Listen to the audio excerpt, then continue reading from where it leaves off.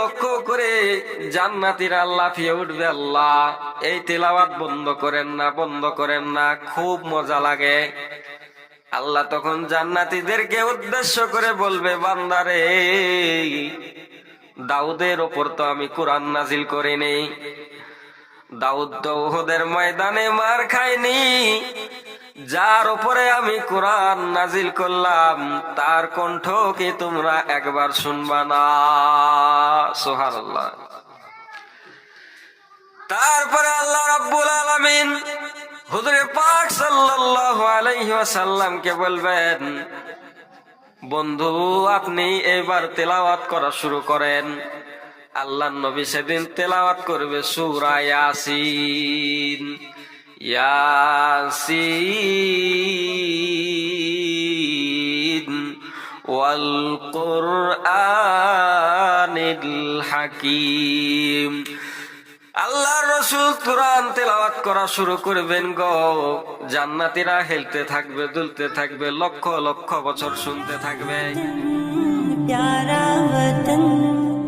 জান্নাতীদেরকে জান্নাতে প্রবেশ করাবেন, করার পরে তাদের সম্মুখে আপেল নিয়ে আসা হবে।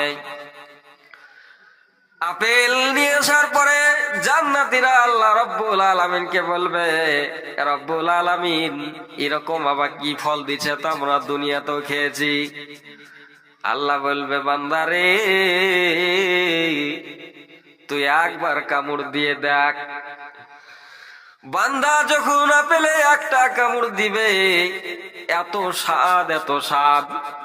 দুনিয়ার আপেলে যদি আমরা 10 বার কামড় দিই তার স্বাদ কিন্তু পরিবর্তন হয় না। কিন্তু জান্নাতে আল্লাহ রব্বুল আলামিন যেই আপেল দিবে, যতবার আমি কামড়াবো ততবার স্বাদ যেন আলাদা আলাদা হবে। সুবহানাল্লাহ। জান্নাতে যতবার আমরা আপেল কামড়াবো ততবারই জান্নাতের আপেলের স্বাদ আলাদা আলাদা হবে। শুধু তাই না, আল্লাহ রাব্বুল আলামিন প্রতি শুক্রবারে জান্নাতীদেরকে নিয়ে ওয়াজ করবেন, জালসা করবেন। জালসার সভাপতির আসন গ্রহণ করবে আমার আল্লাহ রাব্বুল আলামিন। তিনি নিজেই সভাপতি হবেন। প্রধান অতিথি থাকবে আমার নবী, আপনার নবী, সারা বিশ্বের নবী, যিনি দুনিয়াতেও প্রধান, মুহাম্মাদুর রাসূলুল্লাহ। প্রধান বক্তা কে হবে? প্রধান বক্তা হবে হযরত দাউদ আলাইহিস সালাম। আর শ্রোতা হবে সমস্ত নবীর উম্মত এবং সমস্ত নবীর জান্নাতি উম্মতেরা। আল্লাহ রাব্বুল আলামিন প্রতি শুক্রবারে জালসা করার পরে হাতে গিফট দিবেন, গিফট। ওই গিফট যদি দুনিয়ার সমস্ত ট্রাককে জমা করা হয় নিয়ে আসতে পারবে না। আল্লাহ রাব্বুল আলামিন জালসাটা শুরু করবে কেমন ভাবে? সমস্ত জান্নাতীদেরকে জান্নাতের আপন আপন চেয়ারে বসতে দেওয়া হবে।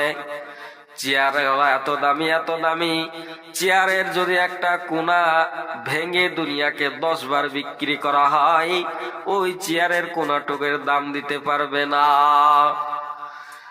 ওই রকম চেয়ারে বান্দাদেরকে বসতে দিবে। বসতে দেওয়ার পরে আল্লাহ রাব্বুল আলামিন বান্দাদেরকে লক্ষ্য করে, আসসালামু আলাইকুম ইয়া ইবাদি। আমার মুসলমান ভাইরা, জান্নাতের মধ্যে সব থেকে বড় নিয়ামত হলো যে আল্লাহ রাব্বুল আলামিনকে আমরা না দেখে ইবাদত করেছি, যে রব্বুল আলামিনের আমরা চেহারা দেখিনি, যে রব্বুল আলামিনের জাহান্নাম জান্নাতকে না দেখে ইবাদত করেছি। সেই দিন আল্লাহ রাব্বুল আলামিনকে জান্নাতীরা স্বয়ং নিজে চোখে দেখবে। এটা হলো জান্নাতের মধ্যে সবচেয়ে বড় নিয়ামত। জান্নাতীদের সম্মুখে আল্লাহ রাব্বুল আলামিন সভাপতির আসন গ্রহণ করবেন। করার পরে প্রধান বক্তাকে ডাক দিবেন, প্রধান বক্তা হলো হযরত দাউদ আলাইহিস সালাম। দাউদ আলাইহিস সালাম কিন্তু নবী সেই নবী কিন্তু কোরআন পড়া জানতেন না, কারণ সে হাফেজ ছিল না, আর তার জামানায় কোরআন ছিল না। আল্লাহ রাব্বুল আলামিন কোন বলবেন হয়ে যাবে হাফেজ।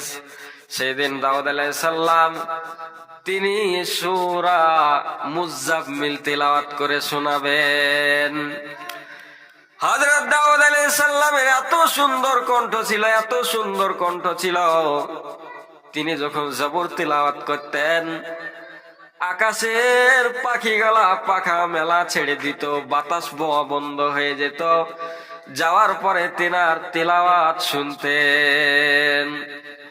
সেই দাউদ আলাইহিস সালাম সেই দিন জান্নাতে গিয়ে জান্নাতীদের সম্মুখে সূরা মুজাম্মিল তিলাওয়াত করবে। জান্নাতীরা হেলতে থাকবে, দুলতে থাকবে, পাগলের মতো হা হা করে শুনতে থাকবে। কিছুক্ষণ পরে আল্লাহ রাব্বুল আলামিন বেল বাজবে, দাউদ তোমার সময় শেষ।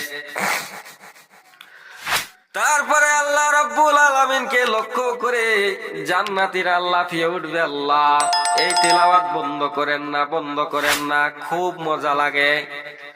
আল্লাহ তখন জান্নাতীদেরকে উদ্দেশ্য করে বলবে, বান্দারে দাউদের ওপর তো আমি কোরআন নাজিল করিনি।